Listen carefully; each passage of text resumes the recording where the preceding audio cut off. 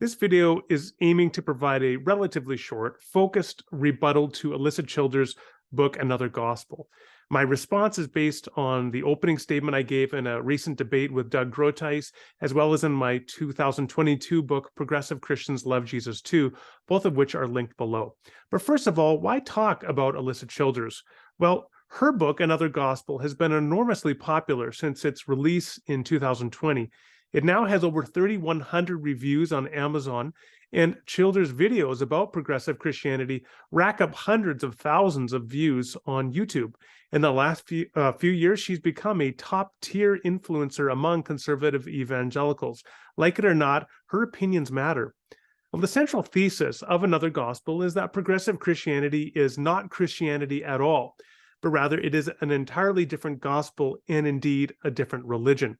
This is what she writes on page 76, quote, "It's an entirely different religion with another Jesus and another gospel." In this video, I'm going to argue that this central thesis is false. Progressive Christianity is not another gospel. It is certainly not another religion. Indeed, those claims are absurd and irresponsible.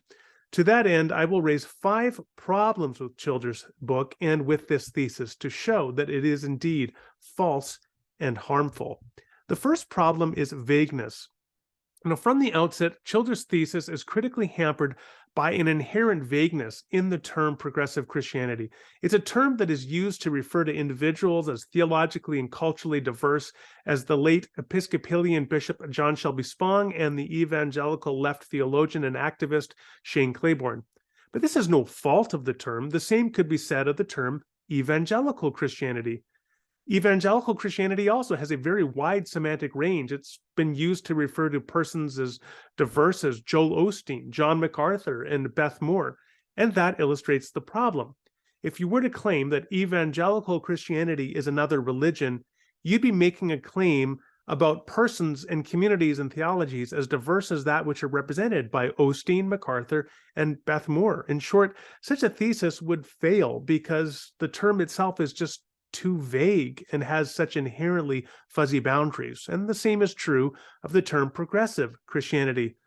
Thus, the thesis itself, that progressive Christianity is another religion, cannot even get going. It's like trying to run summer tires on ice. It just spins. It can't get traction. The second problem is that Childers misunderstands and misrepresents her progressive Christian interlocutors. Now, I give many examples of this in my book. Here I will restrict myself just to one example. Childers claims that progressive Christians endorse relativism about truth.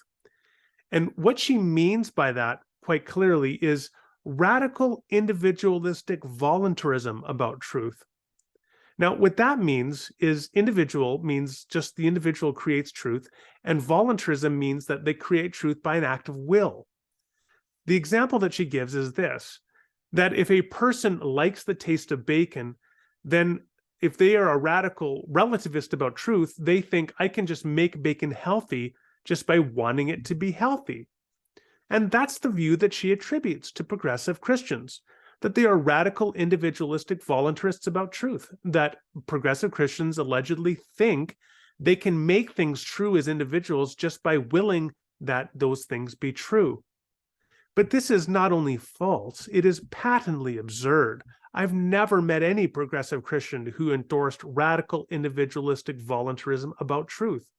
As I point out in chapter 4 of my book, Progressive Christians Love Jesus Too, the very quotes that Alisa Childers cites as evidence of the claim that progressive Christians hold to this sort of radical individualistic voluntarism, which she calls relativism, those quotes are not actually supporting that view at all. Rather, what they are supporting is epistemic humility about truth.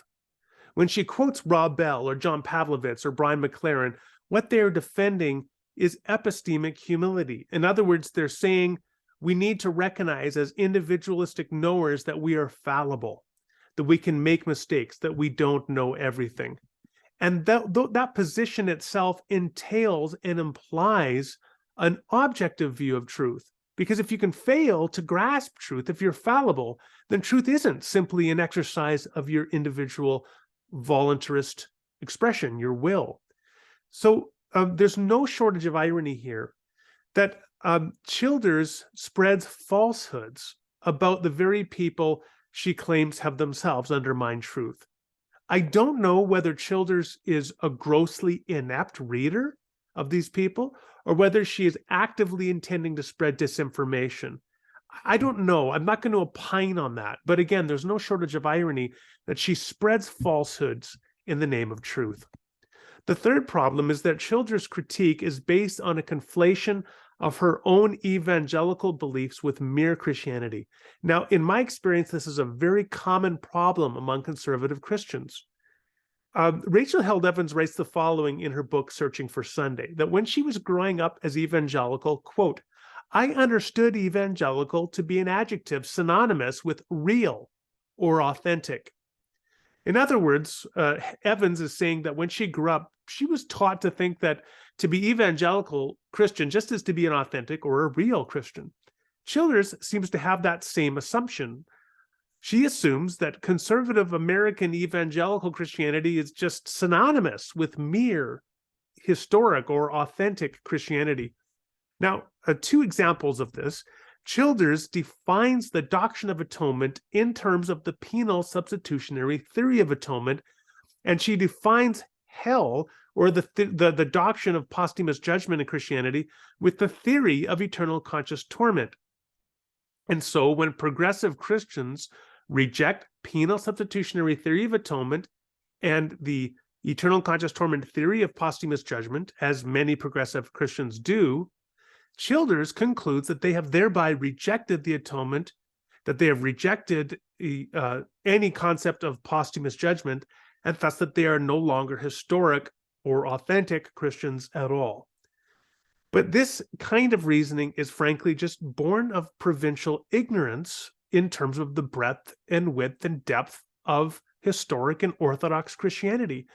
Historic Orthodox Christianity has never defined a specific theory of atonement or a specific theory of posthumous judgment as a requirement of being a Christian. And thus, the broader Orthodox Christian tradition has always allowed for a diversity of perspectives, of theories, including no theory at all, to be part of what it is to be a historic Christian. The provincial ignorance that I believe Childers represents here, it's like a man who has never traveled widely, and so he assumes that every civilized person must surely eat with a fork and spoon because he's never met anybody who eats with chopsticks. The mere Orthodox Christian tradition is far broader and wider than Alisa Childers recognizes in her book. Evangelical Christian is not the same thing as real, authentic, or historic Christian. The fourth problem is that several well-known progressive Christians, according to people as defined as such in Childers' book, several of these persons are uncontroversially recognized as Christians. I'll give a few examples. Peter Enns. Now, this is one of the people that Childers targets in her book. Well, Pete is a friend of mine, but more importantly, he's a well-respected biblical scholar who teaches at an evangelical Christian university, Eastern University, where he signs an annual statement of faith. Pete attends an Episcopal church, and his work has been praised by the Christian magazine Christianity Today and by conservative Christian scholars like Tremper Longman. It's absurd and offensive to claim that Peter Enns is not a Christian at all, but rather an adherent to an entirely different religion. The same could be true, is true of Brian Zond. This is another person that Childers targets in her book. Brian Zond is the founding pastor of Word of Life Church in Missouri. It's a church whose two centering doctrinal confessions are the Apostles' Creed and the Nicene Creed, which are the two most universal creeds of Christian orthodoxy. Brian Zond is a popular Christian author of such books as Sinners in the Hands of a Loving God, and he also writes for Christianity Today. A third example is Rachel Held Evans, who I quoted earlier in her book, Searching for Sunday. Now, Rachel Held Evans passed away a few years ago, but she was a wonderful Christian writer. And when she passed away, nobody was disputing that I saw. Certainly nobody in the mainstream Christian conversation was disputing that she was a Christian. Many people had disagreements with her, but nobody doubted that she was a Christian. Yet Childers claims that all these people are progressive Christians, and she has defined progressive Christianity as an entirely different religion from which it follows that these individuals were not Christians at all, but rather were adherents or are adherents to an entirely different religion. Childers is not a bishop. She's not an ecumenical council. She is a self-appointed heresy hunter, one who has all the temerity and frankly the brashness and the foolhardiness to think that she can be the one to declare that certain well-respected brothers and sisters in the faith are not Christians at all. Now, the fifth and final problem is that Childers demonizes progressive Christians with irresponsible, incendiary rhetoric. I'll give one example. On page 99, she writes the following of progressive Christian pastors, quote, "These teachers would look like sheep, talk like sheep, walk like sheep, and act like sheep. But these sheepy-looking beasts wouldn't be looking to snack on grass and clover.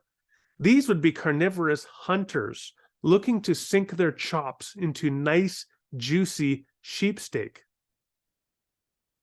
Now let's make this real. Who is she talking about? She's talking about progressive Christian pastors.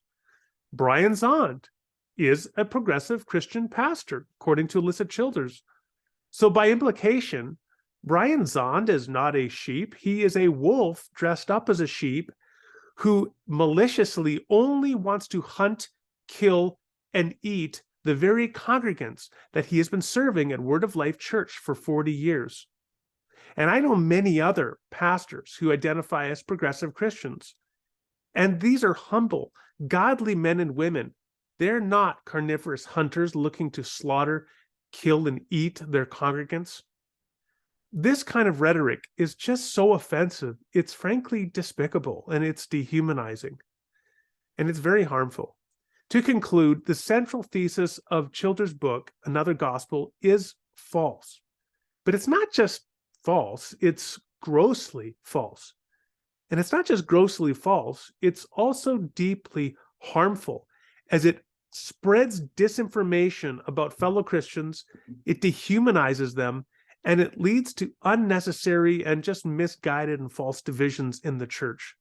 Now, I have to speak plainly. I think this is a deplorable book, Another Gospel. It deserves to be denounced as false and harmful teaching, and Alisa Childers needs to be called out. She needs to be called out for spreading a false and harmful thesis that dehumanizes fellow brothers and sisters of Christ in the church and unnecessarily divides the church.